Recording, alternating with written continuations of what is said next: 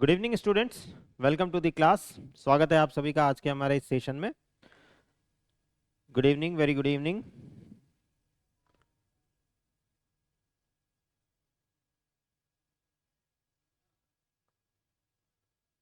Last class में जैसा हमने बात करी थी कि सिलेबस और प्रीवियस ईयर के पेपर्स को जानना बहुत ज़्यादा ज़रूरी होता है। उसी सेशन में हमने लास्ट क्लास में 2022 के 2022 के कुछ क्वेश्चन जो हैं जो प्रीलिम्स में आए थे उनके बारे में डिस्कशन किया था, ज्योग्राफी के क्वेश्चंस। आज के इस सेशन में हम 2021 के 2021 में प्रीलिम्स में आए हुए कुछ क्वेश्चंस जो हैं उनके बारे में डिस्कशन करने वाले हैं, कुछ और चीज़ें सीखने वाले हैं। 2022 में ज़्यादातर क्वेश्चन जो हमने देखे थे वो मैप बेस्ड थे, तो मैपिंग का मामला तो आपको कहानी समझ आ गई होगी कि मैपिंग को किस तरीके से हमें तैयार करना है। हमने लास्ट सेशन में भी बात करी थी उसके बारे में, और इवन दैट जो मैपिंग के जो पहले मैं सेशंस आपके साथ कर चुका हूँ उनमें भी बात करी थी। लेकिन ज्योग्राफी के जो और कोर कंसेप्ट हैं उनसे भी क्वेश्चंस किस टाइप से आए हैं, इसके एग्जांपल्स आज आपको इस पेपर में देखने को मिलेंगे। यानी किस टाइप का क्वेश्चन हमारे सामने प्रकट होता है बाकी के ज्योग्राफी से, मैपिंग से कैसा क्रिएट प्रकट होता है। ये हमने लास्ट सेशन में काफी क्वेश्चन देखे, इवन दैट मैपिंग की क्लास में भी देखे, और कल 2022 का जो पेपर हमने देखा था उसके अंदर भी हमने डिस्कस किया था।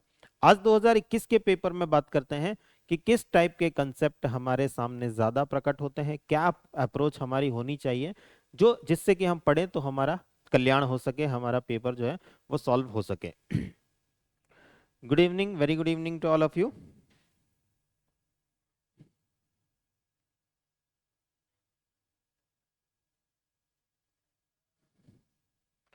चलिए, तो स्टार्ट करते हैं पेपर एनालिसिस 2021 का। अगर हम 2021 में ट्रेंड एनालिसिस को देखें तो ज्योग्राफी एंड एनवायरमेंटल इकोलॉजी, इन दोनों को अपने आप में प्रीलिम्स के अंदर एक ही पार्ट हम कंसीडर करते हुए अगर चलें तो ज्योग्राफी एनवायरमेंटल इकोलॉजी का जो वेटेज है 2015 में आप देखेंगे ज्योग्राफी के क्वेश्चन ज्यादा हैं और एनवायरमेंट इकोलॉजी के क्वेश्चन जो है वो कम है। लगभग 10 के आसपास हमें, सॉरी 8 के आसपास हमें ज्योग्राफी के क्वेश्चंस देखने को मिल रहे हैं।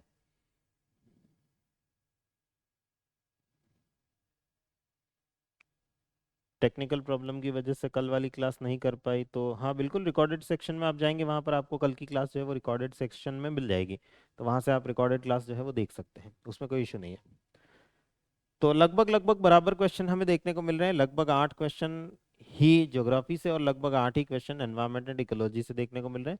2016 में अगर हम देखते हैं तो ज्योग्राफी के क्वेश्चन जो है वो थोड़े कम हो गए। ब्लू बार जो आपको दिख रहा है वो ज्योग्राफी का है, ऑरेंज बार जो आपको दिख रहा है वो एनवायरमेंट इकोलॉजी का है। तो वेटेज जो है वो 2015-16 में इन दोनों सब्जेक्ट का थोड़ा कम दिखेगा, 17 में कम दिखेगा, लेकिन 18 के बाद आप देखेंगे इनका वेटेज जो है वो बढ़ने लगेगा, काफी सारे क्वेश्चंस यहाँ से बढ़ने लगेंगे। पर्टिकुलर हम जिस पेपर को डिस्कस कर रहे हैं दैट इज 2021 2021।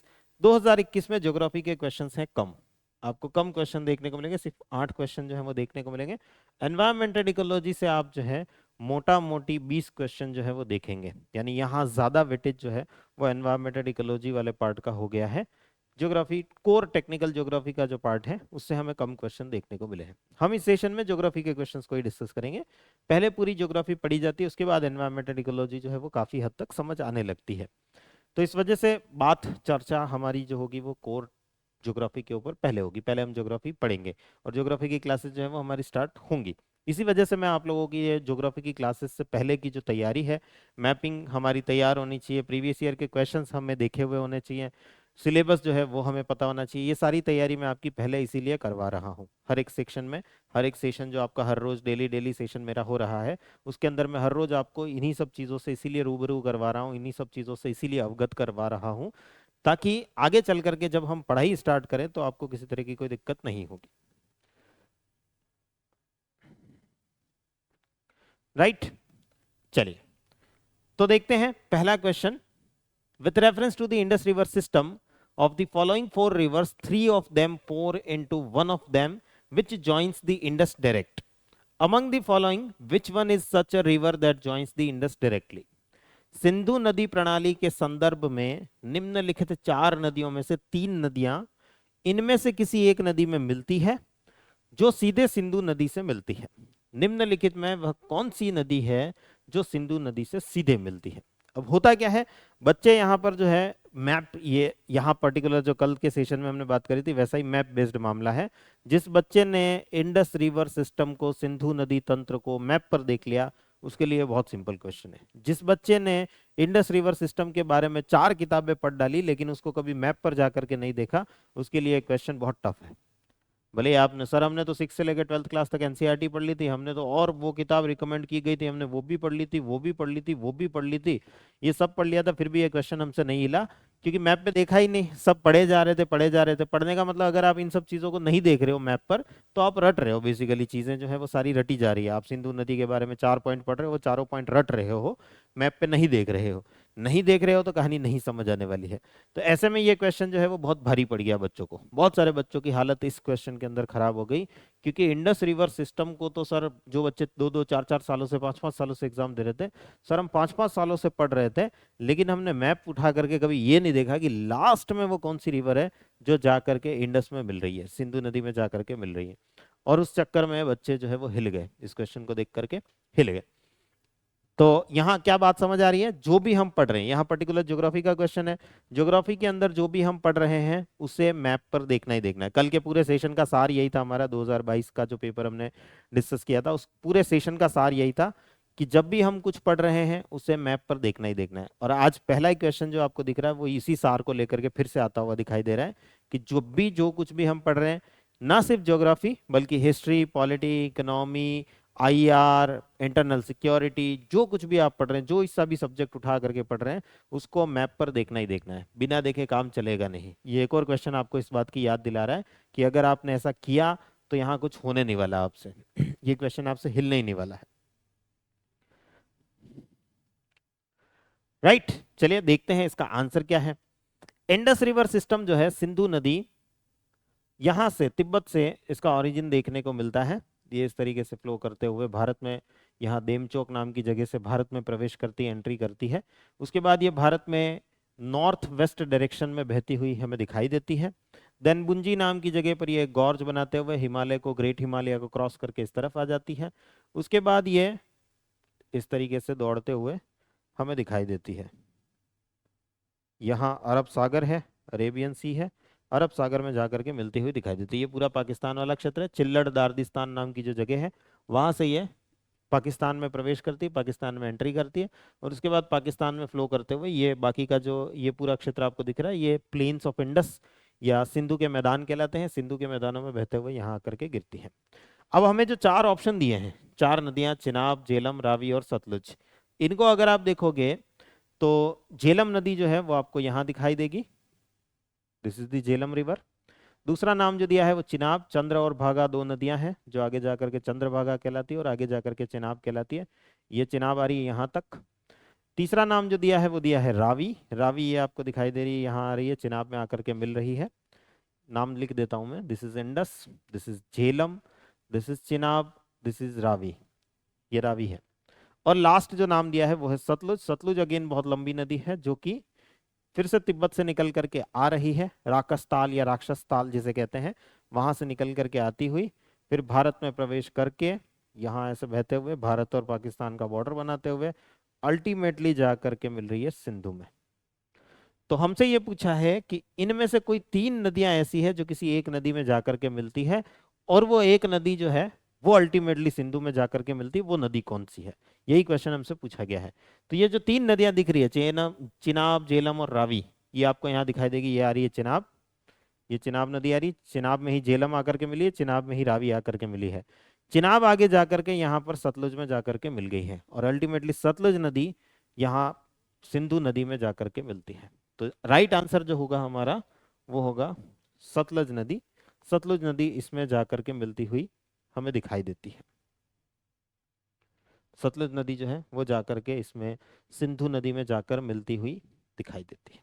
राइट, तो यहाँ अब आपको कहानी क्लियर हो गई कि अगर हम ये सब मैप पर नहीं देखते, हम भले इंडस रिवर सिस्टम के बारे में कितना ही कुछ भी पढ़ रहे हो, हमने अगर इसको मैप पर नहीं देखा तो ये क्वेश्चन तो नहीं हो सकता है। ये क्वेश्चन को आप सोच भी नहीं सकते कि इस क्वेश्चन को हम कर लेंगे, ये क्वेश्चन होने नहीं वाला है, ये क्वेश्चन हिलने नहीं वाला है, जब तक कि आपको ये मैप का मोटा मोटा आइडिया ना हो कि इंडस कहाँ फ्लो करती है, झेलम कहाँ फ्लो करती है, रावी कहाँ फ्लो करती है, चिनाब कहाँ फ्लो करती है, और सतलुज कहाँ फ्लो करती है, और अल्टीमेटली लास्ट में ये पांचों नदियां मिल जाती हैं, इनको पंज नद कहा जाता है, जो कि सतलज ही है। और सतलज जाकर के अल्टीमेटली पाकिस्तान में मिथनकोट नाम की जगह है, वहां जाकर के अपना वाटर ट्रिब्यूट करती हुई, अपना जल विसर्जित करती हुई देखने को मिलती है।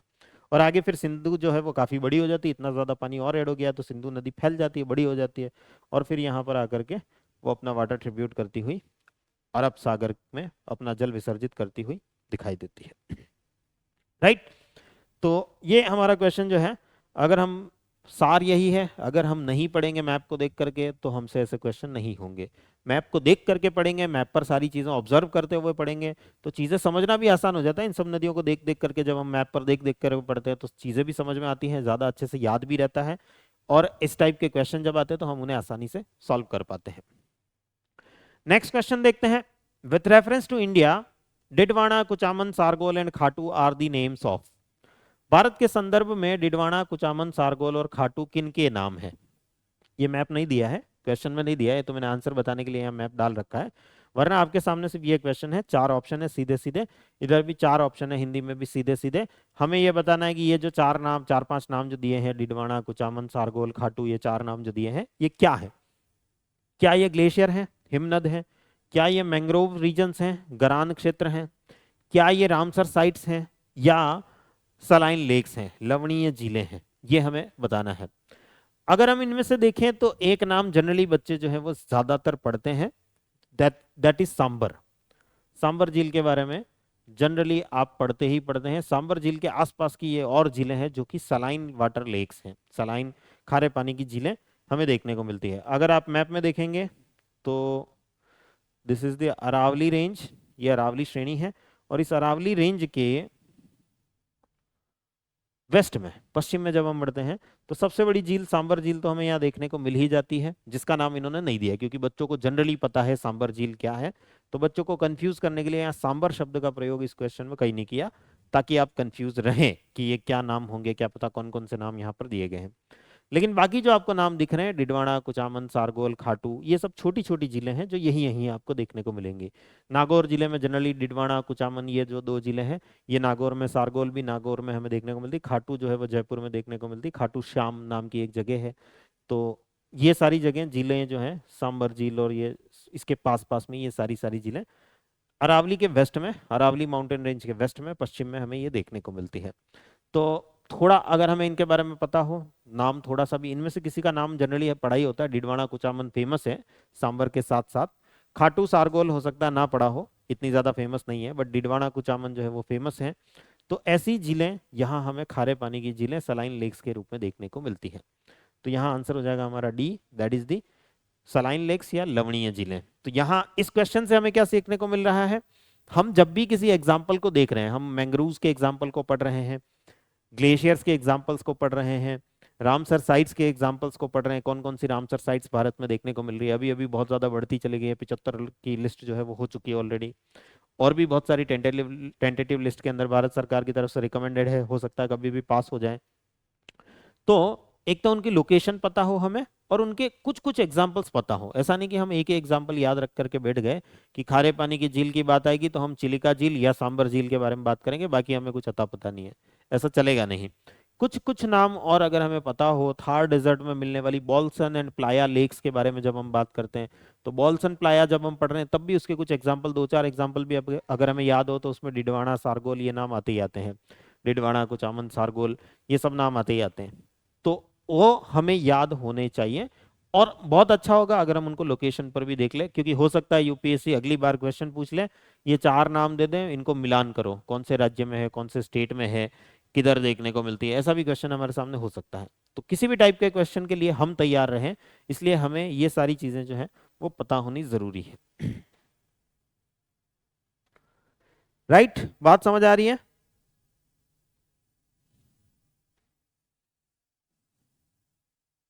कमेंट करते रहो। नेक्स्ट, अगला question, consider the following statements, तीन स्टेटमेंट दिए हैं और कौन कौन से स्टेटमेंट्स करेक्ट हैं, सही है, ये हमें बताना है। पहला स्टेटमेंट कह रहा है the global ocean commission grants licence for the sea bed exploration and mining in international waters. वैश्विक सागर आयोग, जिसको ग्लोबल ओशियन कमीशन कहते हैं, अंतरराष्ट्रीय जल क्षेत्र में समुद्र संस्तरीय यानी सी बेड जो होता है उसमें खोज और खनन के लिए लाइसेंस प्रदान करता है। सी बेड जो होता है समुद्र का बॉटम, समुद्र का जो पैंदा होता है उसके अंदर खोज करने की बात जो है वो चल रही है, यहाँ यहाँ यहाँ इस जगह पर चल रही है।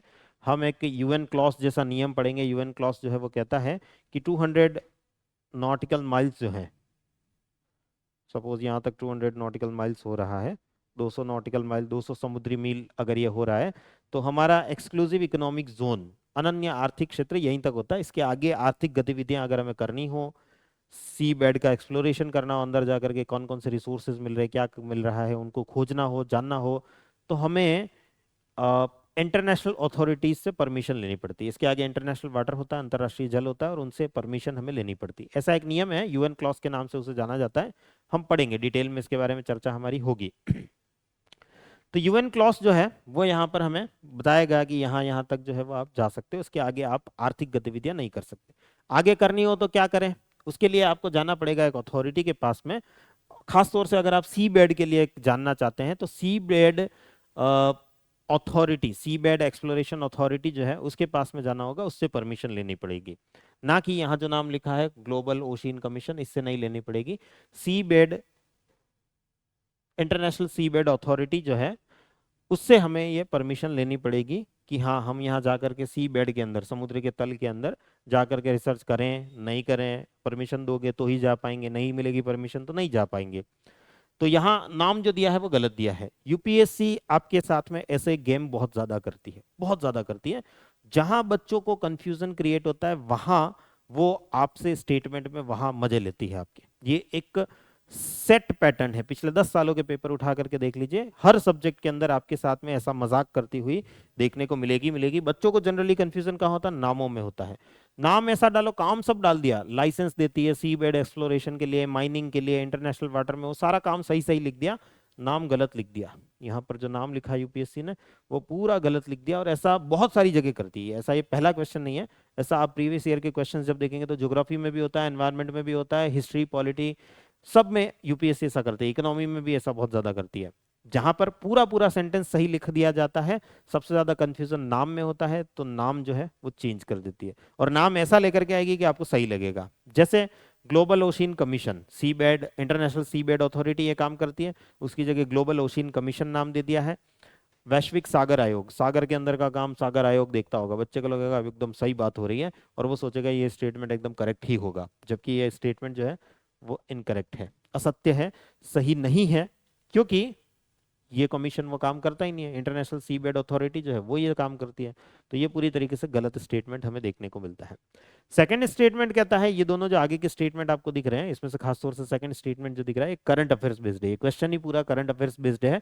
भारत को उस समय पर 2021 का ये पेपर है, उस समय पर जो हिंद महासागर है, इंडियन ओशियन वाला जो क्षेत्र है, उसमें कुछ कुछ जगहों पर सी बेड एक्सप्लोरेशन करने के अधिकार मिले थे। यानी हमारा जो अनन्य आर्थिक क्षेत्र है उससे बाहर भी हम समुद्र की गहराई में जा करके वहां से सामान बाहर निकाल करके, रॉक्स को बाहर निकाल करके, चट्टानों को बाहर निकाल करके वहां किस टाइप के मिनरल्स मिल रहे हैं, खनिज मिल रहे हैं, उनकी खोज कर सकते हैं। इसके अधिकार भारत को उस समय पर मिले थे, ये करंट अफेयर्स में था उस समय। तो वहां से जो है उस टॉपिक को उठा करके यूपीएससी ने यहाँ पे क्वेश्चन जो है वो पूछ लिया। तो दूसरी चीज जो यहाँ समझ आ रही है आपको देख करके, वो ये समझ आ रही है कि जब भी कोई लोकेशन या कोई जगह या कोई पॉइंट करंट अफेयर्स में हो, उसको बहुत अच्छे से प्रिपेयर करना है, उसको बहुत अच्छे से देखना है कौन इस प्रकार के लाइसेंस देता है, क्या भारत को मिला है, कहाँ मिला है। यहाँ अभी पूछा नहीं है लेकिन हो सकता है यूपीएससी पूछ लेती, भारत को कहाँ कहाँ पर ऐसे लाइसेंस दिए गए हैं, उसके बारे में 2-4 जगहों के नाम लिख देती कि इन 4 जगहों पर दिए गए हैं, उसमें से 3 आपने पढ़ी होंगी, चौथी नहीं मिला होगा वहां पर, फिर भी नाम लिख दिया होगा। बच्चा कंफ्यूज रहता है, ये 3 नाम तो पढ़े थे तो ये सही ही होगा ये स्टेटमेंट, जबकि चौथी लोकेशन पे मिला ही नहीं होता भारत को। ऐसे बहुत सारी जगहों पर कंफ्यूजन कंफ्यूजन जहां जहां क्रिएट होता है, यूपीएससी वहां वहां से क्वेश्चन आपके सामने प्रकट करके रख देती है। नाम में कंफ्यूजन हो सकता है, नाम पे क्वेश्चन पूछ लिया। दूसरा, इंडिया को जो है ऐसे लाइसेंस मिले हैं एक्सप्लोरेशन के लिए इंटरनेशनल वाटर में, ये स्टेटमेंट सही है। भारत को उस समय पर ऐसे लाइसेंस जो है वो मिले थे इंडियन ओशियन के अंदर ही, हिंद महासागर के अंदर ही हम जाकर के ऐसी खोज कर सकें, ऐसे अफ्रीका के आसपास के जो क्षेत्र हैं वहां पर हम जाकर के ऐसी खोज कर सकें, इसके अधिकार हमें मिले थे। साउथ वेस्ट जो इंडियन ओशियन है, दक्षिण पश्चिम हिंद महासागर वाला क्षेत्र, वहां पर ऐसे अधिकार हमें मिले थे। देन ये जो इंटरनेशनल सी फ्लोर है, समुद्रों का जो ये अंतरराष्ट्रीय तल है, इसके अंदर रेयर अर्थ मिनरल्स मिलते हैं, दुर्लभ मृदा खनिज जिनको कहते हैं, रेयर अर्थ मिनरल्स ये मिलते हैं। ये बिल्कुल सही बात है, रेयर अर्थ मिनरल्स जो हैं वो इनके अंदर हमें देखने को मिलते हैं, तो ये भी स्टेटमेंट करेक्ट है। दूसरा और तीसरा स्टेटमेंट करेक्ट है, पहला स्टेटमेंट इनकरेक्ट है।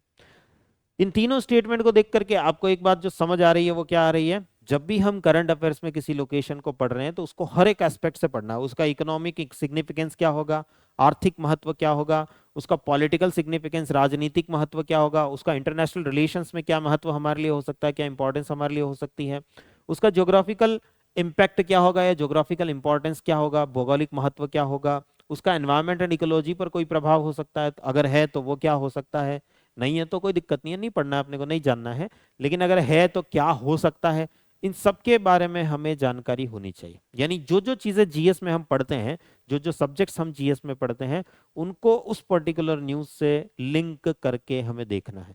वहां की अपनी एक हिस्ट्री हो सकती है तो हिस्ट्री से भी लिंक हो जाएगा। हो सकता है किसी पर्टिकुलर, जैसे समुद्र की जगह की बात हो रही थी, यहाँ कोई हिस्ट्री आर्ट एंड कल्चर नहीं होगा, लेकिन किसी पर्टिकुलर लोकेशन पर जाकर के हम ऐसा काम कर रहे हो, अफ्रीका के किसी देश में जाकर के ऐसा काम कर रहे हो, क्या पहले भी कभी ऐसा किया है, इतिहास में देखना पड़ेगा, वो भी आपको जानना पड़ेगा, इतिहास में भी पहले ऐसा हुआ था या नहीं हुआ था, वहाँ की ज्योग्राफी कैसी है ये जानना पड़ेगा, वहाँ का एनवायरनमेंट कैसा है, उसका क्या, हम जो काम करने जा रहे हैं वो अच्छा है पर्यावरण के लिए, बुरा है पर्यावरण के लिए, या कोई प्रभाव नहीं पड़ेगा, वो हमें देखना पड़ेगा। वहाँ का आर्ट एंड कल्चर कैसा है, भारत का आर्ट एंड कल्चर कैसा है, ये सब देखना पड़ेगा। हर एक सब्जेक्ट से हमें कनेक्ट करके उसको देखना पड़ेगा, तो हमारी तैयारी जो है वो बहुत अच्छे से हो पाएगी। और इस टाइप के स्टेटमेंट बेस्ड क्वेश्चन जब हमारे सामने प्रकट होंगे तो हम उन्हें ज़्यादा अच्छे से कर पाएंगे, उनके अटेम्प्ट कर पाएंगे, उनका आंसर जो है वो दे पाएंगे। बात क्लियर है, कहानी क्लियर है यहां तक?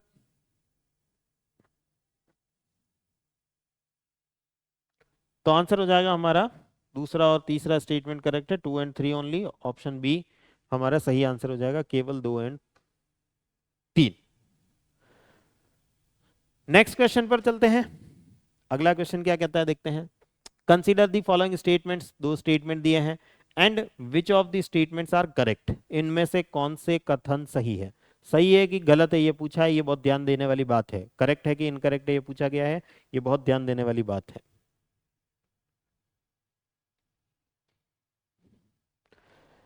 In the tropical zones, the western section of the oceans are warmer than the eastern sections owing to the influence of the trade winds.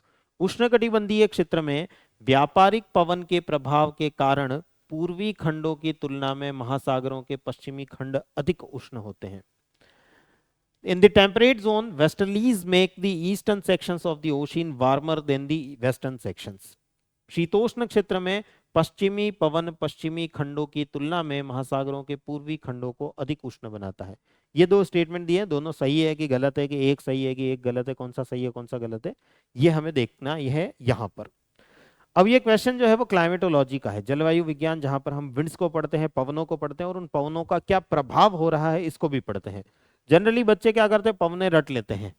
बच्चों के साथ में जनरली ये होता है कि बच्चे पवने रट लेते हैं, जितनी जितनी टाइप की विंड्स चल रही है, खासतौर से परमानेंट विंड्स जो हैं, स्थायी पवने जिनको हम कहते हैं, ये जो नाम आपको दिख रहे हैं यहाँ पर, इन्फ्लुएंस ऑफ ट्रेड विंड्स, ये ट्रेड विंड जो वर्ड आपको दिख रहा है, यहाँ पर जो आपको वेस्टर्लीज जो वर्ड दिख रहा है, हिंदी में व्यापारिक पवने जो शब्द दिख रहा है, इधर जो है पश्चिमी पवन, पश्चिमी पवन जो आपको वर्ड दिख रहा है, ये सब विंड्स जो हैं वो बच्चे जनरली रट लेते हैं। रटने से काम चलेगा नहीं, क्योंकि यूपीएससी ने पूछा ही नहीं कि ये पवन कहाँ बहती है बताओ, ये पवन किधर से किधर जाती है बताओ, बच्चे जनरली इस चीज को रट के बैठे रहते हैं। यहाँ पूछा उसका प्रभाव क्या होता है, वो जो विंड चल रही है उसका प्रभाव क्या होता है, और उसके प्रभाव बहुत सारे होते हैं, इफेक्ट्स बहुत सारे होते हैं। उनमें से एक इफेक्ट जो है पानी का मूवमेंट कराने का होता है, मतलब जो समुद्र में पानी भरा हुआ है उस पानी को एक जगह से दूसरी जगह लेकर के ये हवाएं जनरली जाती हैं। गर्म पानी को एक तरफ इकट्ठा कर देती है, ठंडे पानी को दूसरी तरफ इकट्ठा कर देती है। जहां ठंडा पानी निकल करके आता है उसे अपवेलिंग ऑफ कोल्ड वाटर या हिंदी में शीत जल का उद्वेलन कहा जाता है। जहां गर्म पानी जो है इकट्ठा होता है उसे एक्यूमुलेशन ऑफ वार्म वाटर या गर्म जल के एकत्रण के रूप में देखा जाता है। तो ये कहाँ गर्म पानी इकट्ठा कर रही है, कहाँ ठंडा पानी इकट्ठा कर रही है, इसके बारे में क्वेश्चन है। ये स्टेटमेंट सही है कि नहीं है, ये हमें चेक करना है। तो अगर हम इन विंड्स को देखें ग्लोबल लेवल पर, ग्लोबल मैप पर अगर हम इन विंड्स को देखें तो इक्वेटर भूमध्य रेखा लगभग यहां पर हमें देखने को मिलती है। और जो ट्रेड विंड्स हैं, व्यापारिक पवनें, वो कुछ इस तरीके से चलती हैं। नॉर्दर्न हेमिस्फीयर में, उत्तरी गोलार्ध में कुछ इस तरीके से चलती हैं। ऐसे ही क्यों चलती है ये हम क्लास में पढ़ेंगे। इसके पीछे का कारण, ऐसे ही क्यों चलती है इसके पीछे का कारण क्लास में पढ़ेंगे। और सदर्न हेमिस्फीयर, दक्षिणी गोलार्ध में ये इस तरीके से चलती हैं।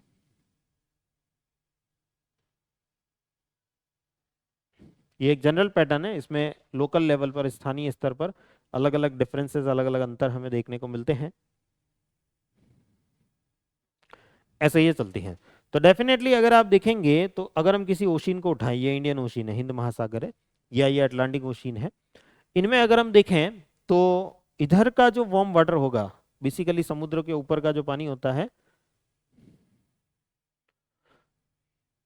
ये अगर हमारा एक सागर या महासागर, सी या ओशिन कुछ भी है, तो इसके ऊपर का पानी जो है वो गर्म हो जाता है। सरफेस के आसपास का क्षेत्र पानी गर्म हो जाता है सनलाइट की वजह से। सूर्य का प्रकाश जो है वो आकर के गिरता है, उसकी वजह से ये पानी गर्म हो जाता है। तो ये जो गर्म पानी आपको दिखाई दे रहा है, ये विंड्स के साथ ड्रैग होता है। हवाएं जो चलेंगी, जो पवनें यहाँ पर चलेंगी, मान लीजिए ऐसे चल रही हैं, तो ये गर्म पानी भी इन पवनों के साथ में, जैसे आप पानी को फूंक मारते हो ना, फर्श पर पानी गिरा हुआ हो या बाल्टी में पानी भरा हुआ हो, आप उसको फूंक मारोगे, जोर से उसके ऊपर हवा से फूंक मारोगे, मुंह से फूंक मारोगे, तो हवा के साथ में आपने जो फूंक मारा है उसके साथ में वो पानी साथ साथ में जाता हुआ दिखाई देगा। वैसे ही यहाँ पर ये पानी हवाओं के साथ में, विंड्स के साथ में ड्रैग होता हुआ, खींचाता हुआ जाता हमें दिखाई देता है। और ये गर्म पानी अल्टीमेटली एक्यूमुलेट हो जाएगा इस तरफ, ये वाला जो पार्ट है, यहाँ पर वार्म वाटर का एक्यूमुलेशन, गर्म पानी, वार्म वाटर जो है उसकी मात्रा बढ़ जाएगी, और इस तरफ जो है वो अंदर का ठंडा पानी निकल करके आएगा। ये सब हम पढ़ेंगे आगे जब क्लाइमेटोलॉजी पढ़ेंगे। ये ठंडा पानी निकल करके आता है, तो कोल्ड वाटर, ठंडा पानी की मात्रा यहाँ बढ़ जाती है। इसे हम कहते हैं अपवेलिंग ऑफ कोल्ड वाटर। इसके लिए एक वर्ड भी यूज होता है, अपवेलिंग, या हिंदी में कहते हैं शीत जल का उद्वेलन। इधर से ठंडा पानी बाहर निकल करके आता है, तो उधर गर्म पानी इकट्ठा हो गया, इधर ठंडा पानी जो है वो इकट्ठा हो गया। तो अगर हम इसको ओशिन्स में देखें, तो जैसे इंडियन ओशिन में देखेंगे तो इंडियन ओशिन का ये पार्ट जो है, यहाँ पर गर्म पानी इकट्ठा हो जाएगा। ये भाग जो है यहाँ गर्म पानी इकट्ठा हो जाएगा, यहाँ जो है वो गर्म पानी इकट्ठा हो जाएगा। ऐसी पैसिफिक ओशिन का गर्म पानी जो है वो यहाँ पर इकट्ठा हो जाएगा। वार्म वाटर का एक्यूमुलेशन हमें ओशिन्स के वेस्टर्न मार्जिन पर, पश्चिमी किनारों पर, ये डायरेक्शन वेस्ट कहलाती है, तो पश्चिमी किनारों पर देखने को मिलता है। क्या स्टेटमेंट यही कह रहा है, आप देख लेते हैं। इन द ट्रॉपिकल जोन, उष्णकटिबंधीय क्षेत्रों में, the western section of the oceans are warmer. जो महासागरों के पश्चिमी खंड जो हैं वो उष्ण होते हैं, गर्म होते हैं, और पूर्वी खंडों की तुलना में ज्यादा गर्म होते हैं। तो डेफिनेटली ये स्टेटमेंट सही है।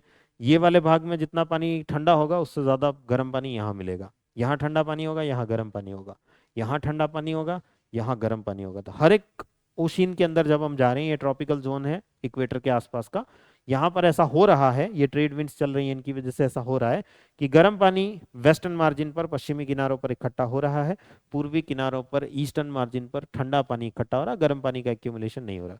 तो ये स्टेटमेंट हमें पूरी तरीके से सही देखने को मिलेगा। This statement is completely correct. दूसरा स्टेटमेंट कह रहा है टेम्परेट जोन की बात कर रहा है, इस बार ये शीतोष्ण कटिबंधीय क्षेत्र की बात कर रहा है। और शीतोष्ण कटिबंधीय क्षेत्र में जो पवनें चलती हैं, जो विंड्स चलती हैं, उनकी डायरेक्शन ये होती है, इन्हें कहा जाता है वेस्टर्लीज। ये जो हवाएं चल रही हैं, these are known as westerlies, पछुआ पवने हिंदी में, या पश्चिमी पवनों के नाम से जानते हैं। इस तरफ जो है ये इस तरीके से चलती हैं, दक्षिणी गोलार्ध में, सदर्न हेमिस्फीयर में ये इस तरीके से चलती हैं।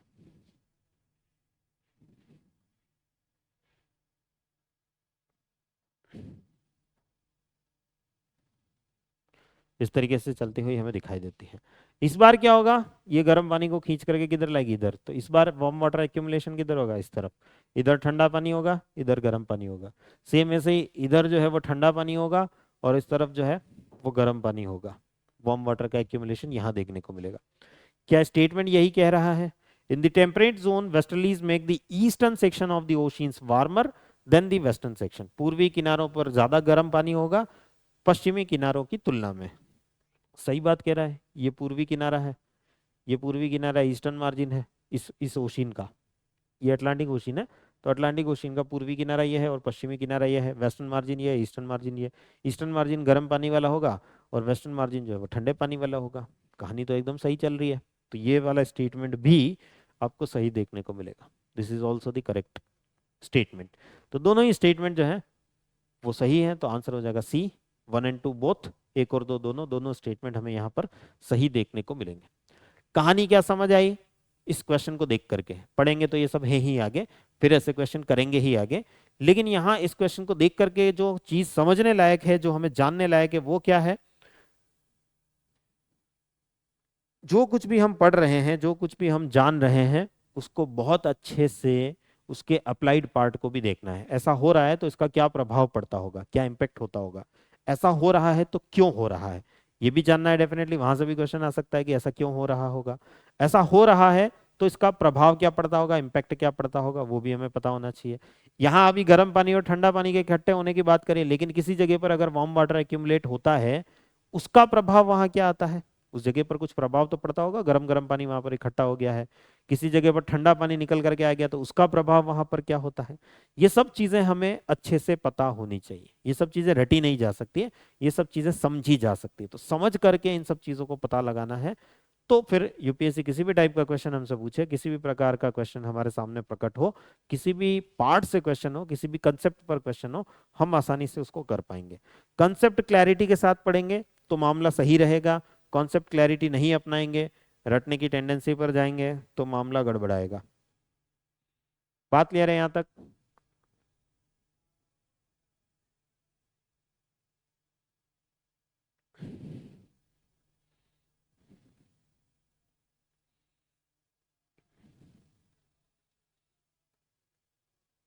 आप लोग कमेंट करने में बहुत कंजूस लगते हो मुझे।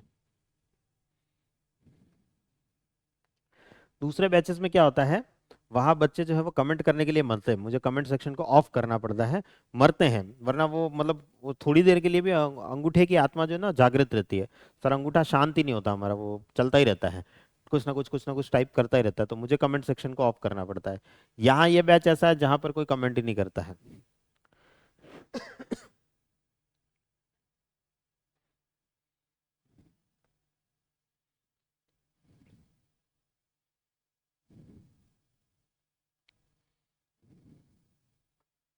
हम आपकी बात पे ध्यान दे रहे थे इसलिए मजा आ रहा था। ओके।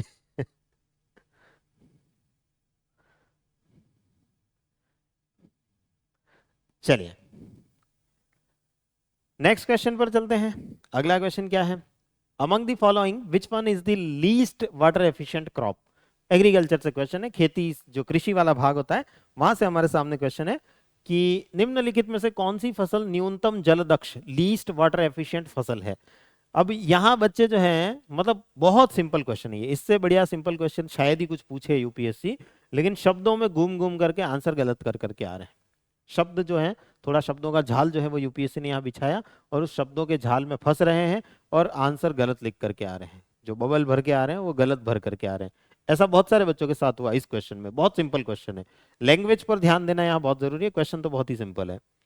क्वेश्चन है अमंग दी फॉलोइंग, मतलब ये जितने भी नाम दिए हैं इनमें से कौन ऐसा है जो लीस्ट वाटर एफिशिएंट है, कम, सबसे कम जल दक्षता दिखाता है, मतलब सबसे ज्यादा पानी पीता है। डेफिनेटली इस शब्द का मतलब ये हो रहा है कि सबसे ज्यादा पानी कौन पीता है इनमें से, सबसे ज्यादा पानी किसको चाहिए इनमें से। तो ये जो फसलें आपको दिख रही हैं इनमें साफ साफ आपको दिखेगा बाजरा को तो बहुत कम पानी चाहिए, ये ऑप्शन हो ही नहीं सकता है। अरहर को ठीक ठाक पानी चाहिए, ये ऑप्शन हो नहीं सकता, एवरेज पानी चाहिए।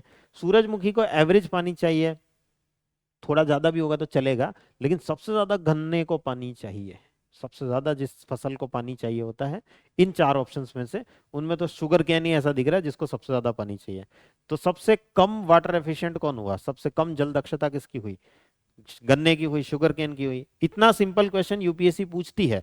बच्चे ये सोचते हैं यूपीएससी सिर्फ टफ टफ क्वेश्चन पूछती है, बहुत सिंपल टाइप के क्वेश्चन भी यूपीएससी पूछती है, और उसमें भी बच्चे गलत करके आ जाते हैं। उनको लगता है इसमें कुछ ना कुछ माया जाल है, कुछ ना कुछ यूपीएससी ने ट्रैप किया है, कुछ ना कुछ जाल बुना है। ये सूरजमुखी जितना सिंपल, सॉरी गन्ने जितना सिंपल आंसर तो नहीं हो सकता, कुछ ना कुछ गड़बड़ है इसमें। और वो सोचते नहीं ये तो नहीं होगा, कुछ और ही होगा। उस चक्कर में उस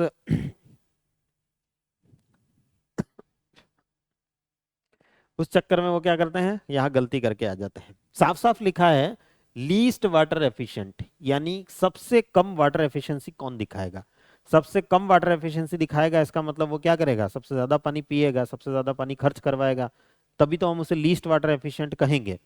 तो सबसे ज्यादा पानी इनमें से किसमें खर्च होता है वो देखना है हमें। क्वेश्चन की डिमांड ये है कि इनमें से सबसे ज्यादा पानी जो है किसमें खर्च होता होगा। बाजरे को तो बहुत कम पानी चाहिए, ज्यादातर बच्चे जो हैं वो बाजरा सही आंसर लिख करके आए, जबकि ये गलत आंसर था।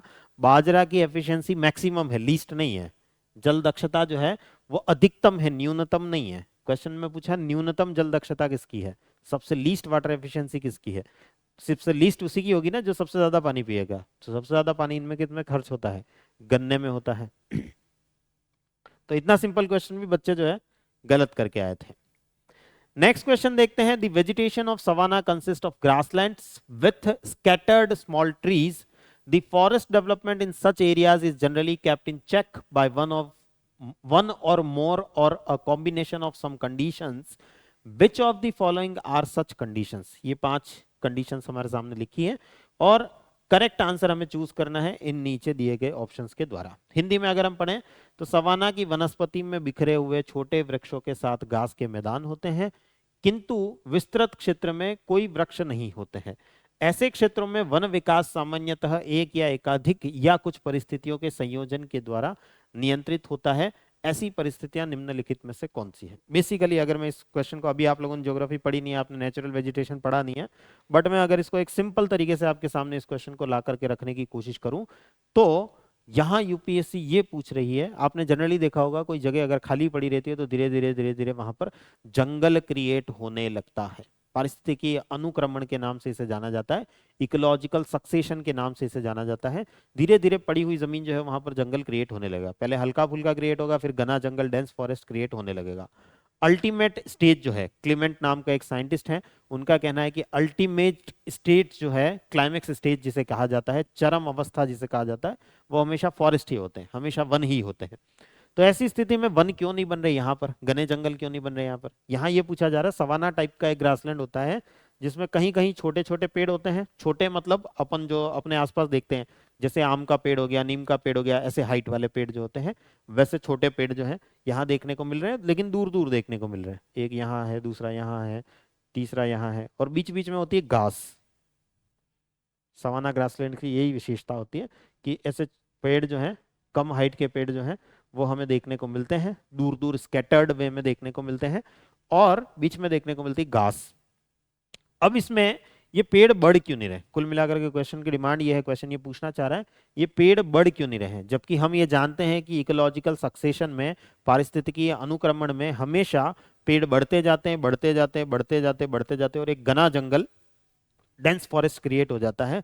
लेकिन यहाँ डेंस फॉरेस्ट क्यों नहीं क्रिएट हो रहा, घना जंगल क्यों नहीं क्रिएट हो रहा, उसके पीछे कौन कारण है, इनमें से ढूंढ करके दिखाना है, ये क्वेश्चन की डिमांड है। अब ये क्वेश्चन हमसे पूछा जो जा रहा है, इसमें अगर हम देखें तो बोराइंग एनिमल्स एंड टर्माइट्स, बिलकारी प्राणी, बिल बनाने वाले प्राणी, जैसे चूहा हो गया, गिलहरी हो गई, ये जो बिल बनाते हैं, बरोइंग करते हैं, वो बरोइंग एनिमल्स या टर्माइट जो दीमक होती है, ये इनको खत्म कर देते होंगे, पेड़ों को खत्म कर देते होंगे, इस वजह से जंगल नहीं क्रिएट होते होंगे। ये कोई कारण नहीं है। दीमक विमक जो है और खुदाई करने वाले बरोइंग एनिमल्स जो है, बिल बनाने वाले जो जानवर हैं, वो किसी पेड़ को इतना ज्यादा लेवल पे खत्म नहीं कर सकते कि इतने सारे पेड़ खत्म हो जाए, इतने सारे जो नए पेड़ पैदा होना चाहेंगे उन सबको खत्म कर दें। ये ऐसा कोई स्टेटमेंट, ऐसा कोई कारण हो ही नहीं सकता है। अगर ऐसा कोई कारण नहीं हो सकता तो एलिमिनेशन मेथड लगाते हैं, तो ऑप्शन ए और ऑप्शन डी तो हमारे सामने से हो जाते हैं खत्म। अगर हम इतना सा भी यहाँ सोच लेते हैं तो 2 ऑप्शन हो जाते हैं खत्म। 2 ऑप्शन जो हमारे सामने बचते हैं उनमें 4 आ रहा है कॉमन, तो मतलब 4 तो सही होगा ही होगा। एक बात यहाँ से और समझ आ जाती है कि 4 तो सही होगा ही होगा।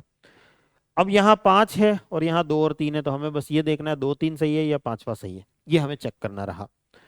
दूसरा स्टेटमेंट देखते हैं, फायर। सवाना ग्रासलैंड्स में फायर का लगना, आग का लगना, वनाग्नि जिसे कहते हैं, फॉरेस्ट फायर जिसे कहते हैं, उसका लगना बहुत सिंपल बात है, बहुत नॉर्मल बात है। बहुत बार हमें न्यूज में देखने को मिलता है कि सवाना ग्रासलैंड में यहाँ आग लग गई, वहां आग लग गई, इतने हजारों स्क्वायर किलोमीटर का एरिया जो है वो जल गया है, ये हो गया है, वो हो गया है, ऐसा हमें बार बार न्यूज में देखने को मिलता है। क्योंकि ग्रासलैंड है तो घास बहुत जल्दी आग पकड़ती है, और आग पकड़ती है, और सवाना में घास जो है वो सूखी सूखी टाइप की हमें ज्यादा देखने को मिलती है। तो इस वजह से वहां पर आग का लगना और आग का फैलना बहुत नॉर्मल बात है। तो ऐसी स्थिति में डेफिनेटली ये हो सकता है कि लंबी चौड़ी आग लगती है तो वहां वहां के सारे आग की वजह से घास और पेड़ दोनों ही खत्म हो जाते हैं। ये एक सही फैक्टर है। दूसरा वाला जो है वो एक सही फैक्टर है, आग की वजह से ऐसा हो सकता है। तीसरा, ग्रेजिंग हर्बीवोर्स, चरने वाले तृणभक्षी प्राणी। तृणभक्षी मतलब शाकाहारी, हर्बीवोर्स जो है उनको यहाँ देख लो। अब हिंदी वालों के साथ में शाकाहारी की जगह शब्द क्या लिखा है, तृणभक्षी। तृण यानी चारा, चारा खाने वाले, चारा भक्षक, भक्षण करने वाले, चारा खाने वाले जो प्राणी होते हैं, मतलब शाकाहारी प्राणी जो होते हैं, चरते रहते हैं इधर उधर इधर उधर, और वो इस काम को करते रहते हैं। ये भी बिल्कुल सही बात है। अगर एक पेड़ डेवलप होने की कोशिश करेगा तो पेड़ एक दिन में तो बड़ा नहीं हो जाएगा, पेड़ बड़े होने में साल लगेंगे, 5 साल, 10 साल, 20 साल, 50 साल। उतने में तो कितने ही चरने वाले जानवर आएंगे और उसको चर करके निकल जाएंगे, तो वो पेड़ आसानी से वहां पर इतना आसानी से डेवलप नहीं हो पाएगा। तो दूसरा फैक्टर भी सही है। और तीसरा तो है ही है, सीजनल रेनफॉल। यहाँ पर बारिश जो है वो रोज नहीं होती है, यहाँ पर सीजन के अकॉर्डिंग, जैसे भारत में सीजन के अकॉर्डिंग एक मानसून का सीजन आता है, उसी में बारिश देखने को मिलती है। सवाना ग्रासलैंड्स में भी सीजन जो होता है, बारिश का सीजन जब आता है, मानसून का टाइम जब आता है, तभी वहां पर बारिश देखने को मिलती है। तो सीजनल रेनफॉल भी इसका एक कारण है। तो ये तीनों स्टेटमेंट सही है। पांचवा स्टेटमेंट सही नहीं है, सॉइल प्रॉपर्टीज जो है वो सही नहीं है, मृदा का गुण सही नहीं है। तो ये तीनों स्टेटमेंट जो आपको दिख रहे हैं, ऑप्शन दिख रहा है सी, 2 3 एंड 4।